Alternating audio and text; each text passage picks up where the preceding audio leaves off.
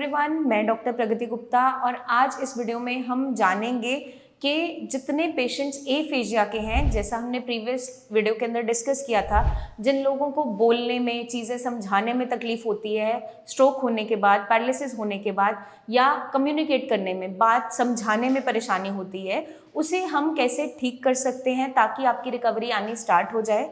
तो कुछ ऐसी एक्टिविटीज़ हैं, कुछ ऐसी मेंटल एक्सरसाइजेस हैं जिनको डेली बेसिस पे करने से आपकी जो कंडीशन है वो बेटर होती चली जाती है। मतलब कि आपको जो चीज़ें समझाने में तकलीफ होती है या कम्युनिकेट करने में, आपके माइंड में तो वो थॉट आ रहा है, आप ब्रेन के अंदर सोच पा रहे हैं वो चीज़, बट उसको प्रोसेस नहीं कर पा रहे, समझा नहीं पा रहे, बोल नहीं पा रहे, या उस शब्द को कंप्लीटली करेक्टली बोल नहीं पाते हैं, तो उसे हम कैसे रिकवर कर सकते हैं। तो आइए जानते हैं, फर्स्ट एक्टिविटी के साथ हम स्टार्ट करते हैं। फर्स्ट हमारी एक्टिविटी है रिसेप्टिव एक्टिविटी।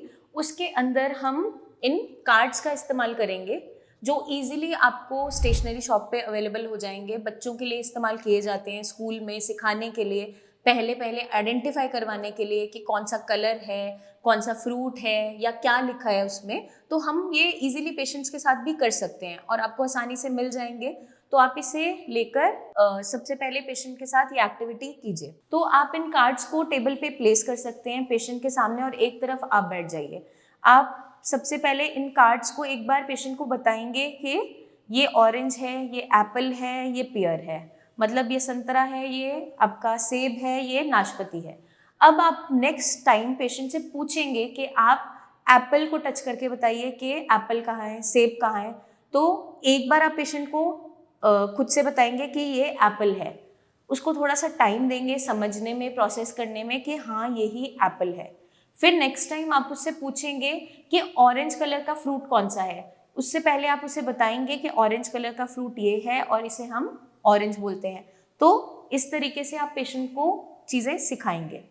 अब जो नेक्स्ट एक्टिविटी है उसके अंदर हम क्या करेंगे, जब एक बार डेली ये प्रैक्टिस करने से पेशेंट सीख गया कि ये एप्पल है, ये ऑरेंज है और ये आपका पियर है, तो हम क्या करेंगे, नेक्स्ट एक्टिविटी के अंदर इसमें से आपके 2 कार्ड्स को चेंज कर देंगे। जो आपके फ्रूट्स के कार्ड थे उसको चेंज करते हुए अब हमने क्या लगा दिया, यहाँ पे एनिमल्स प्लेस कर दिए। तो हम पेशेंट से पूछेंगे कि इसमें एप्पल कहाँ है या फ्रूट कहीं आपको दिखाई दे रहा है। तो जब पेशेंट समझना स्टार्ट करेगा, प्रोसेस करना उसका माइंड स्टार्ट कर देगा, तो वो इस पे पिन पॉइंट करना स्टार्ट कर देगा। इसके लिए आपको पेशेंट के साथ थोड़ी पेशेंस रखनी पड़ेगी, बार बार रिपीटेशन के साथ सिखाना पड़ेगा। ऐसा नहीं है कि एक बार आपने सिखा दिया और पेशेंट डायरेक्टली सही आंसर आपको दे ही दे, क्योंकि बचपन में आपने भी देखा होगा टीचर हमें कितनी बार पढ़ाती थी, कभी हम गलत बता रहे हैं, कभी सही बता रहे हैं, बट एट द एंड हम सीख जाते हैं। तो वही अप्लाई होता है हमारे पेशेंट्स के साथ। फिर आपने उनसे पूछा कि इसमें कहीं फ्रूट है, कोई एप्पल है, तो वो पिन पॉइंट करेगा। आपने उससे पिन पॉइंट करवाना है कि कौन सा है। उसके बाद जब हम ये वाली एक्टिविटी उसने कर ली, हम एक एक लेवल बढ़ाते जाएंगे। अब हम पूछेंगे कि इसमें कहीं आपको कैट दिखाई दे रही है। आपने एक बार सिखा दिया, वो फिर पिन पॉइंट करेगा। और नेक्स्ट टाइम आप फिर पोजिशनिंग बदल दीजिए, ताकि सिर्फ ऐसा ना हो कि वो सिर्फ पोजीशन से याद रख रहा हो कि सेंटर में एप्पल है तो यही एप्पल है।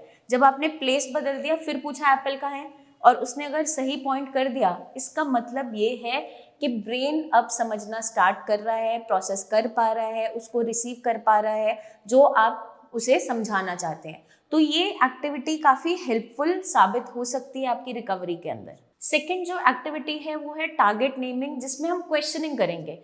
पेशेंट जहाँ पर लेटा है, बैठा है, उसकी सराउंडिंग में क्या क्या है चीज़ें, उसके आसपास उसे क्या दिखाई दे रहा है, उस चीज़ों को आपको पूछना है पेशेंट से।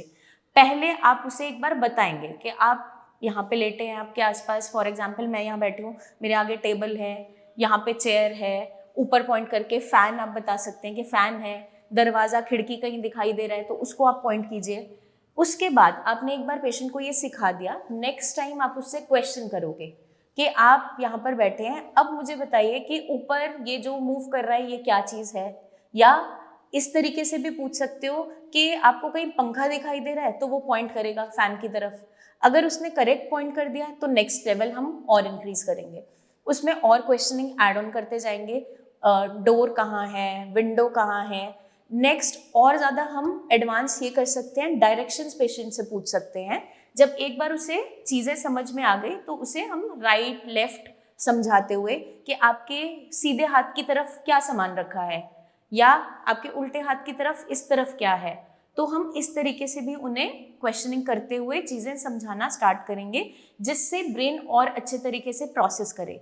ये एक्टिविटीज़ जब भी हम करवाते हैं हमें रेपिटेशन में करवानी होती है और स्टेप बाय स्टेप लेवल बढ़ाना है। जितना पेशेंट समझ पा रहा है उतना हम एक बार करवाएंगे। ऐसा नहीं है बार बार उसे कंफ्यूज नहीं करना है, सारा कुछ एक ही दिन में उसके ब्रेन में फीड नहीं करना है, क्योंकि वो समझ नहीं पाएगा। जितना वो अच्छे से प्रोसेस कर पा रहा है, समझ पा रहा है, उसके साथ ही हम नेक्स्ट लेवल को बढ़ाएंगे। तो इस चीज़ का हमें खास ध्यान रखना है। उन पे प्रेशर नहीं डालना है, गुस्सा नहीं करना है कि आपको ये भी नहीं आ रहा है, आप समझ नहीं पा रहे हैं। आपको पेशेंस रखना पड़ेगा, क्योंकि जो ये एक्टिविटी करवाएगा उसको ध्यान में क्या रखना है, जैसे हमें बचपन में हमारे पेरेंट्स ने सिखाया है, अब हमें अपने पेशेंट के साथ यही एक्टिविटी को परफॉर्म करना है।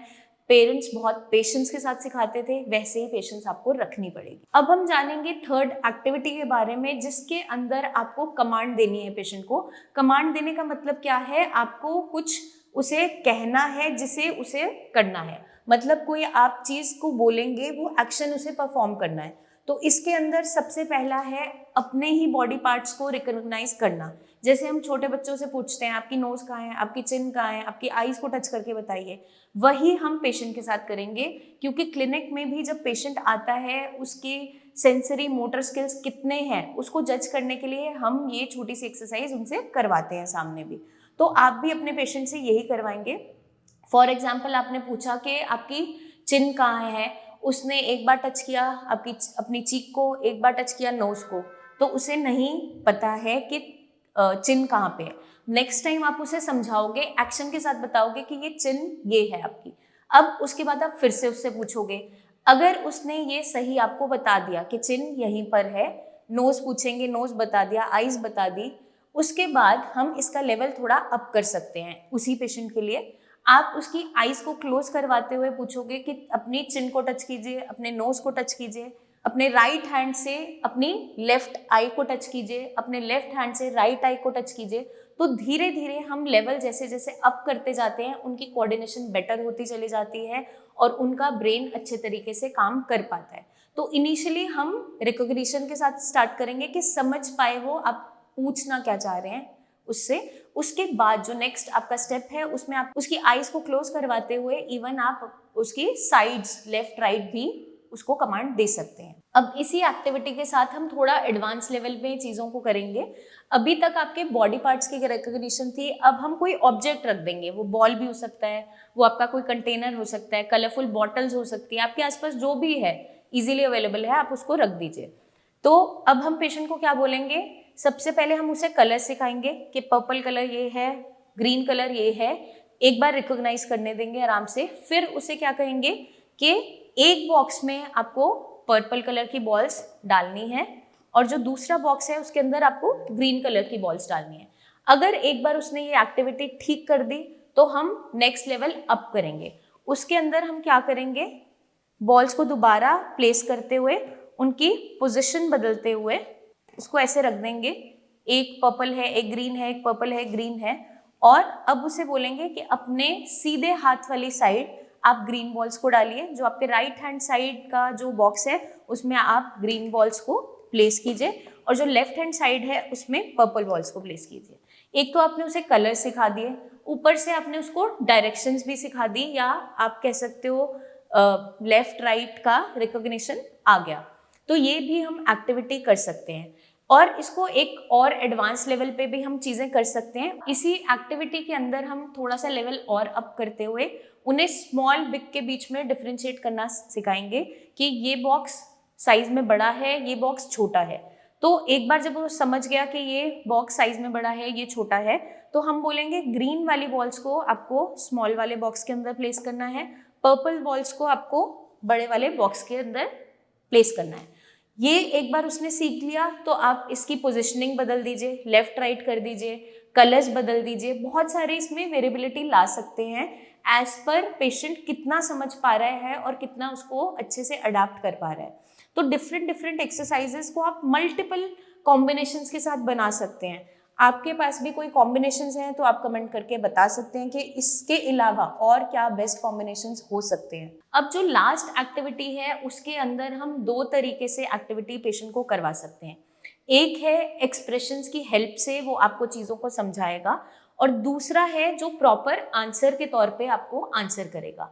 फॉर एग्जाम्पल, जैसे आप पूछ रहे हैं कि आपको क्या प्यास लग रही है, तो वो नॉट करेगा यस, और आपको पानी चाहिए, उसको नहीं चाहिए, तो वो करेगा नो। तो आप एक नेक मूवमेंट्स के साथ या किसी सिग्नल्स के साथ भी उसे कमांड समझाने के लिए हेल्प कर सकते हैं।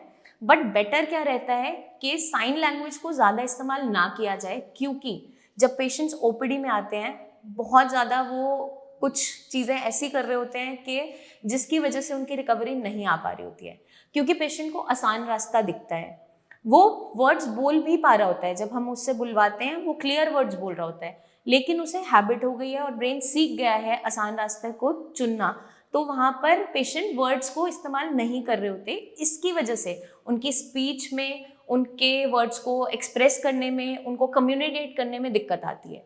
तो पेशेंट हमेशा अगर उसे पानी चाहिए तो वो इशारा सीख जाता है कि पानी पीना है, या वहाँ से आप सामान उठा के दे दीजिए। तो हमें पेशेंट को बुलवाने की कोशिश ज़्यादा करनी है, रैदर येस और नो करवाना। बट इनिशियली अगर पेशेंट कुछ भी नहीं समझ पा रहा है तो हम साइन लैंग्वेज के साथ शुरुआत कर सकते हैं। नेक्स्ट जो हमें आंसर्स चाहिए, वो आंसर्स उससे बुलवाने हैं। अब कभी कभार पेशेंट अपना नाम उसे याद नहीं होता, तो आपको 1-2 बार उसे बताना पड़ेगा कि आपका नाम फॉर एग्जाम्पल राम है, ललित है, कुछ भी आप एग्जाम्पल लेके तौर पे समझ सकते हैं। नेक्स्ट टाइम आप फिर उससे पूछेंगे आपका नाम क्या है, तो वो उसको मेमोराइज करना स्टार्ट करेगा, समझना स्टार्ट करेगा, याद करेगा और बोलेगा। कभी कभार क्या होता है, पेशेंट को वर्ड याद नहीं आ रहा होता, तो वहाँ पर हम उससे बुलवाने की कोशिश करेंगे। आप कहाँ रहते हैं, उसका लोकेलिटी का एड्रेस, या कौन से फ्लोर पे रहते हैं, 1-2 बार उसे सिखाना पड़ता है। कभी कभार पेशेंट को याद भी होता है तो वो खुद ही बता देता है। उसकी कोई हॉबीज़ हैं, उसे क्या पसंद है, खाने में क्या पसंद है, तो जितना आप उनके साथ कम्युनिकेट करते हैं, उनसे बुलवाने की कोशिश करते हैं, उतना ब्रेन अडेप्ट करता जाता है, उतनी रीवायरिंग होती है ब्रेन के अंदर, क्योंकि जितनी वोकैबुलरी आप देंगे उनको और वो समझना स्टार्ट करेंगे, उतना बेटर आपकी रिकवरी होती चली जाएगी।